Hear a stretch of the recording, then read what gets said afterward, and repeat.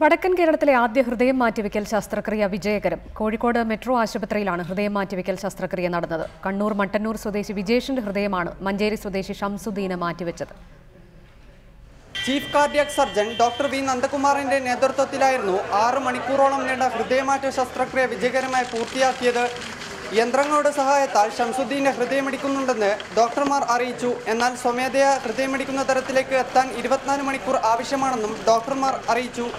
ഇന്നലെ രാത്രി 8 മണിയോടെ കണ്ണൂരിലെത്തിയ ഡോക്ടർമാരുടെ വിദഗ്ധ സംഘം നടപടിക്രമങ്ങൾ പൂർത്തിയാക്കി പുലർച്ചെ 4 മണിയോടെയായിരുന്നു വിജേഷിന്റെ ഹൃദയവുമായി AKG ആശുപത്രിയിൽ നിന്നും പുറപ്പെട്ടത്. പുലർച്ചെ 5:15ഓടെ ഹൃദയവുമായി ഡോക്ടർമാരുടെ സംഘം മെട്രോ ആശുപത്രിയിലെത്തി 5:30ഓടെ ശസ്ത്രക്രിയ ആരംഭിച്ചു. ഹൃദയം എത്തിക്കുന്നതും തുന്നിച്ചേർക്കുന്നതും നിർണായകമായ 2 ഘട്ടങ്ങളാണെന്ന് ഡോക്ടർ പറഞ്ഞു.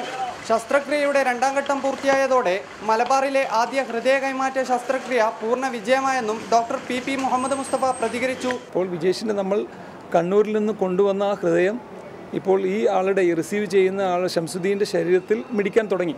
അപ്പോൾ അത് നമുക്ക് ഈ സ്റ്റേജ് സക്സസ് തന്നെയാണ്. സക്സസ് ആയിട്ട് നമുക്കത് മിടിപ്പിക്കാൻ കഴിഞ്ഞിട്ടുണ്ട്. ഇനി നമ്മൾ മറ്റ് മെഷീനറികളുടെ സപ്പോർട്ടിൽ നിന്ന് നമുക്ക് വീൻ ചെയ്യണം.